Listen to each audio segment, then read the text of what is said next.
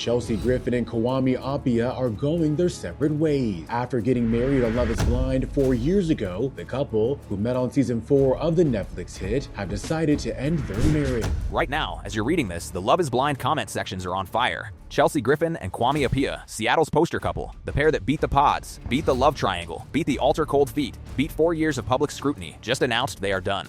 Over. Finished. A black and white Instagram photo, a broken heart emoji, and 2 separate statements later, the fairy tale is officially in the trash. But here's the question nobody can stop asking. Did this marriage ever have a real shot, or were we all just rooting for a beautiful lie? Like and subscribe for the full meltdown.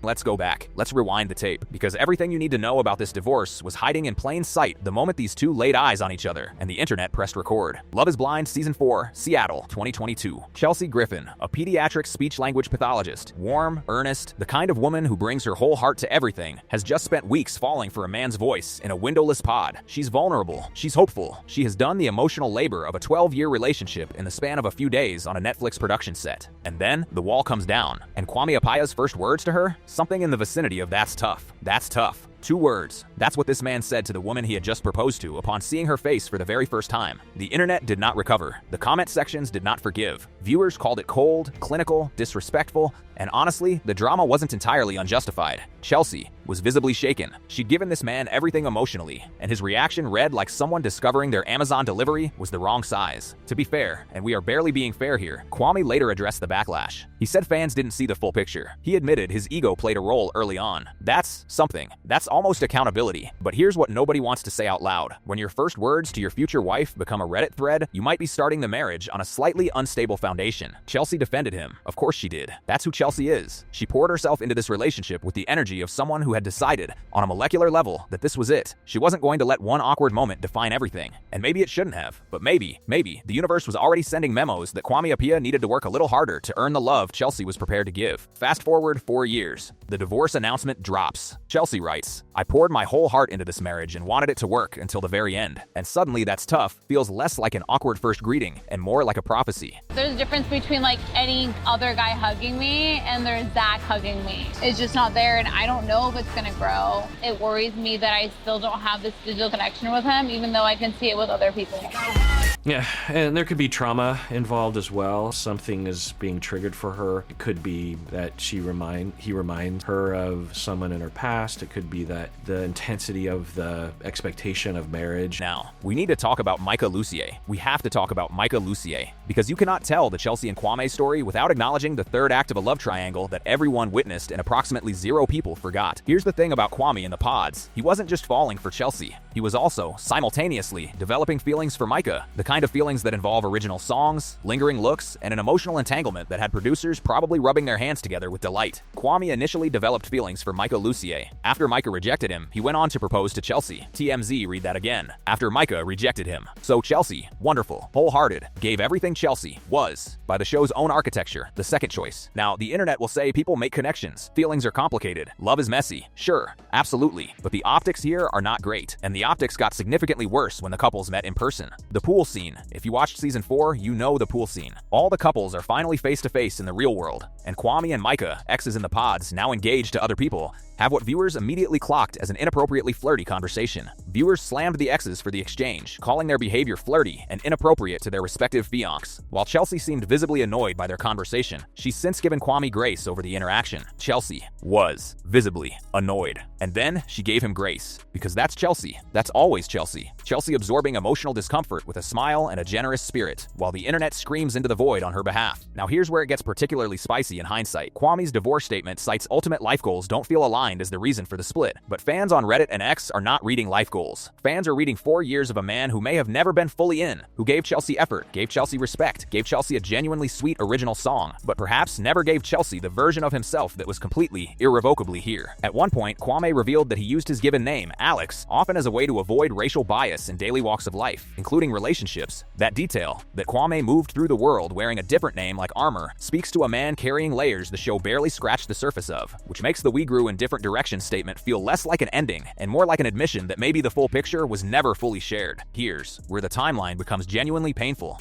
because this isn't just a breakup story. This is a timing story, and the timing is brutal. 4 years after saying I do at the altar, Love is Blind Season 4 stars Chelsea Griffin and Kwame Appiah announced their separation. Their journey, which began behind a wall and transitioned into a high-profile marriage, seemed to be one of the show's most stable success stories. Unilad most stable success stories. That's what the narrative was. That's what fans believed. That's what the Instagram grids suggested with their anniversary posts and cozy couple content. In general, we're beating the reality TV odds energy. And for a while, it wasn't wrong. Kwame posted tributes about miracles and fate. Chelsea radiated the warmth of someone who had genuinely built a life she loved. They celebrated many milestones, including their second anniversary in 2024. Through all of our ups and downs, through our toughest moments, through this long but beautiful journey we have embarked on, you helped me be better. Kwame captioned a series of happy photos on Instagram. You helped me be better. He wrote that. He published that to the internet, which is why the divorce announcement dropped 1 week after what would have been their 4th wedding anniversary. Hits with the specific brutality of someone ripping a bandage off a wound you didn't know was still open. Chelsea wrote in her statement, "Last week would have marked our 4th wedding anniversary. Out of respect for the life we shared, I wanted to address this moment directly with the community that has supported us over the years. The griot last week would have marked, past tense, an anniversary that came and went without the marriage to celebrate it. The timing is either deeply symbolic or completely accidental, and neither option makes it feel better." Meanwhile, the warning signs had been accumulating like unopened mail. They had conflicting timelines for having any future children, a tension that was flagged in the pods, carried through the altar, and apparently never fully resolved. Kwame relocated from Portland to Seattle, a logistical compromise that comes with its own invisible weight. And the Love is Blind casting team even recruited Chelsea to help with selecting singles for subsequent shows, which tells you everything about how Chelsea had woven this show,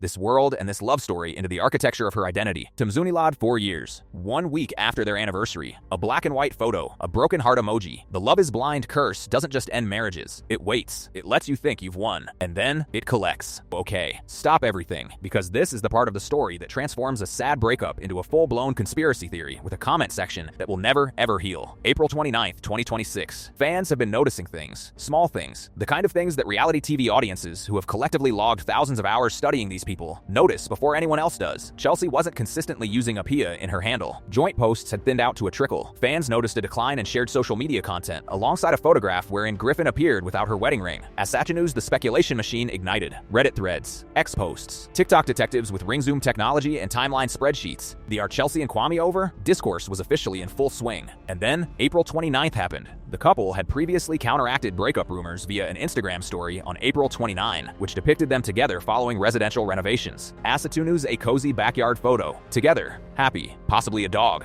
The message was crystal clear. We are fine. Stop speculating. Go touch grass. The fandom collectively exhaled. Reddit threads were locked with resolved energy. The conspiracy theorists were mocked. The believers felt vindicated. Everyone went home. 16 days later, Chelsea Griffin and Kwame Apia uploaded a somber black and white picture of them in a joint Instagram post with a caption that read "Life Update" and included a mending heart emoji. 16 days. Now the internet has questions. Big questions. Uncomfortable questions. Was the April 29th post genuine? Was it damage control? A couple trying to hold the narrative together while privately dismantling a marriage? Was it a last-ditch attempt to believe their own story before accepting it was over? Or, and this is the darkest theory circulating in the Reddit threads right now, was the decision already made, and the photo was simply a goodbye neither of them had the language for yet? There are no clean answers here, but what is clear is that somewhere between a backyard photo and a black and white announcement, an entire marriage ended, and the gap between those two posts is going to haunt Chelsea and Kwame's Wikipedia page for the rest of recorded internet history. The April 29th post didn't just mislead fans, it gave everyone a specific timestamp of hope to grieve. Fans aren't just mourning the divorce, they're mourning the moment they believed it was fine, because that moment turned out to be the last breath of something already dying. That's not a breakup, that's a narrative gut punch, and the Love is Blind fanbase is not okay. May 15th, 2026. The post goes live, and what follows is one of the most emotionally loaded dual-statement divorces the reality TV world has ever witnessed, not because of what was said, but because of what was so carefully, so deliberately left unsaid.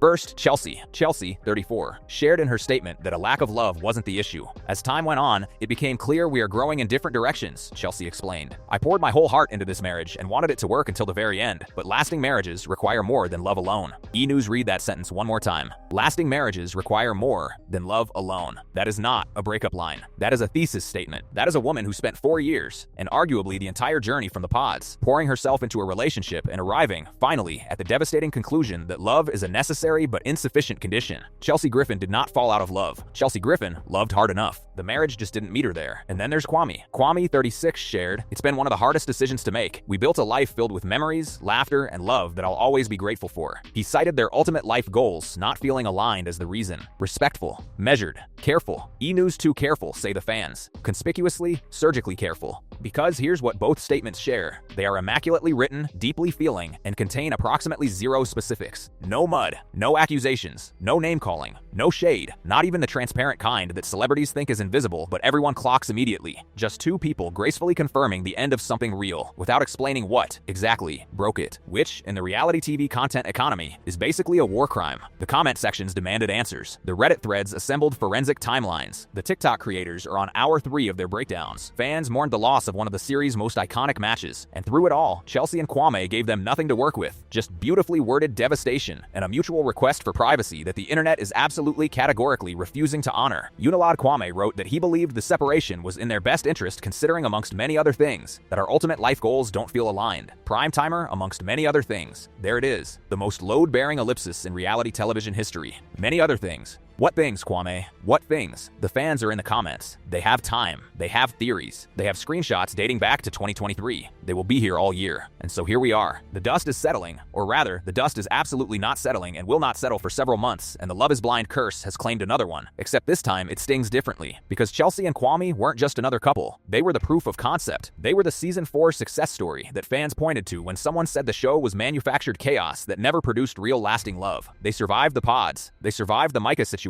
They survived the ultra-cold feet, the family tensions, his mother notably skipping the wedding. They survived relocating, merging lives, public scrutiny, reunion specials, and 4 full years of real life, which, for the record, is considerably longer than most of their fellow cast members managed. Unilad, and they still ended up here. The internet's reaction has been, predictably, a perfect storm of grief and vindication. On X, the I told you so crowd emerged from their caves like they'd been waiting 4 years with a timer. Kwame never seemed fully in, that reveal comment lives rent-free. One viral post reads, accumulating tens of thousands of likes from people who have apparently been holding on to this grievance since 2022. Reddit threads on r/loveisblind on Netflix dissected body language from reunion specials. TikTok compilations of red flags we missed are racking up millions of views overnight. But there's another faction, quieter, more heartbroken, who are defending both of them, calling out the disrespectful comments flooding their Instagram, crediting them for the maturity of their split. No scorched earth, no public blame, no strategic leak to a tabloid. Just two adults acknowledging that something real ended, with more dignity than most people manage in private, let alone in front of an audience of millions. And that's the thing about Chelsea and Kwame that makes this particular collapse so uniquely gutting. There's no villain here. There's no betrayal to be outraged about. There's no receipts-dropping moment or hot mic disaster. There's just two people who went into something extraordinary with genuine love, held it together longer than anyone expected, and eventually discovered that love alone, even real love, even hard-earned love, even love that was written about and sung about and televised for the world, cannot always bridge the distance between two people growing in different directions. Chelsea concluded her statement, "My mantra going forward is that I am strong, I am resilient, and there is still so much ahead of me, just as there was the day I stepped into the pods." The day she stepped into the pods. She came full circle, and she did it standing upright, on her own terms, with her whole heart intact, even after giving so much of it away. The Love is Blind curse is, officially, undefeated. Chelsea stepped into a pod 4 years ago believing love could find her in the dark. Maybe it did. Maybe that was never the problem. Sometimes love finds you, it just can't always keep you. The pods giveth, life taketh away. And the internet? The internet never forgets. Stay messy. Stay tuned.